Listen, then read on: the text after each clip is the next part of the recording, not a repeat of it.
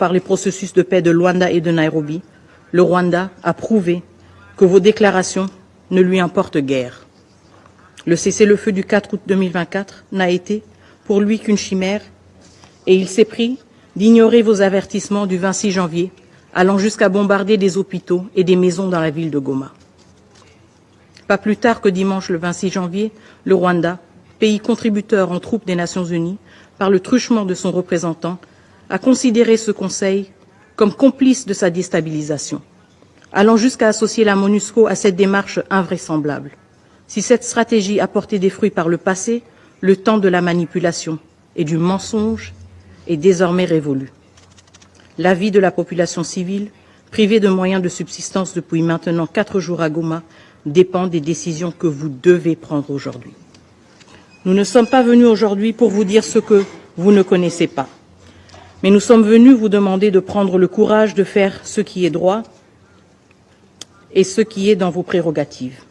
Les vies des civils ne peuvent pas être pendues à la machinerie politicienne qui observe sans agir. Nous exigeons des actions. Reconnaître la responsabilité du Rwanda dans les violations multiples de notre souveraineté, ainsi que dans les atrocités qu'il commet, a été insuffisant pour qu'il cesse sa poursuite du conflit. Les victimes ne sont plus seulement congolaises. Le Rwanda a frappé l'Afrique et l'Amérique latine, en tuant des militaires sud-africains, malawites et uruguayens venus protéger les civils. Il a frappé ce Conseil en tuant des casques bleus de la MONUSCO. N'est-ce pas une preuve suffisante pour vous que lors de chacune des réunions convoquées par ce Conseil, la liste des orateurs regorge de pays d'Afrique et d'ailleurs, cherchant à vous pousser à agir? Dimanche, c'était l'Afrique du Sud, le Burundi, l'Uruguay. Aujourd'hui encore, nous sommes rejoints dans un esprit de solidarité par nos frères et sœurs de l'Angola, de l'Afrique du Sud, de l'Uruguay, du Guatemala, du Zimbabwe, du Sénégal, du Burundi. Tous ont répondu, car l'humanité est en jeu. Tous sont venus voir ce que vous allez faire.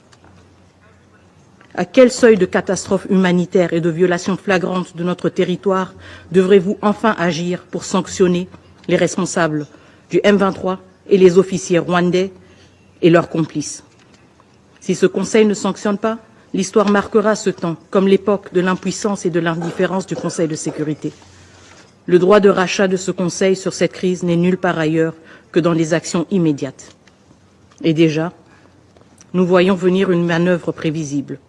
Le Rwanda, qui a délibérément dirigé cette guerre sur le territoire d'un autre État souverain, le nôtre, commence à revendiquer que les combats atteignent son propre sol. Mais que pouvait-il espérer? Une guerre, Excellence, ne connaît pas de frontières. Elle est sale. Elle consume tout sur son passage, les forts comme les faibles. Les 72 dernières heures ne sont qu'un échantillon de la tragédie régionale qui menace. Une tragédie que le peuple congolais connaît depuis des décennies.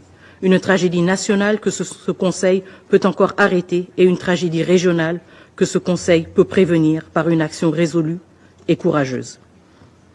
Monsieur le Président, certains voudraient faire croire que l'inaction est une solution africaine.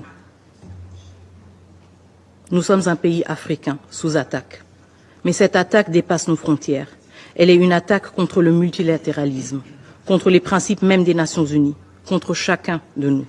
Laisser cette crise s'enliser sous prétexte qu'elle serait un problème africain, nécessitant une solution africaine, revient à trahir l'esprit de solidarité internationale qui fonde cette organisation et l'esprit de responsabilité, de sécurité collective qui justifie même votre présence comme membre de ce Conseil. Nous réitérons avec insistance nos 5 demandes urgentes. 1. Le retrait immédiat des troupes rwandaises et la cessation des hostilités. 2. La mise en place de sanctions ciblées contre la chaîne de commandement des RDF et les décideurs politiques rwandais. 3. L'imposition d'un embargo sur les ressources naturelles déclarées comme rwandaises, en particulier le coltan et l'or. 4. La révocation du Rwanda en tant que contributeur de troupes aux Nations Unies. On ne peut être à la fois agresseur et prétendre jouer un rôle dans la promotion de la paix. 5. La transparence totale sur les transferts d'armes au Rwanda. Ces transferts doivent être arrêtés immédiatement pour empêcher qu'ils continuent à alimenter la violence et l'instabilité. Monsieur le Président, nous sommes ici parce que c'est ici que le monde doit gérer ses défis. C'est ici, si ce Conseil échoue, La rue va s'en charger.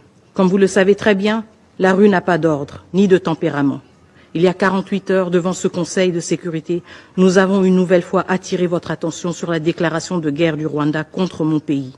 Une balle qui frappe dans le cœur ne saurait laisser le reste du corps indifférent. La République démocratique du Congo est en guerre et face à cette agression, l'inaction collective semble malheureusement embraser cette situation jusque dans sa capitale. Je réitère ainsi, encore une fois, que le gouvernement de la République démocratique du Congo condamne avec fermeté toute attaque contre les missions diplomatiques accréditées en République démocratique du Congo. Cependant, l'indifférence n'est plus une option. Ce Conseil ne devrait se permettre de rester passif, car chaque jour sans réponse concrète fait grandir le prix du silence. Le moment est venu pour ce Conseil de démontrer son courage et son engagement. L'histoire retiendra vos choix. Que cette Assemblée soit le rempart de la justice et de la dignité humaine. Je vous remercie.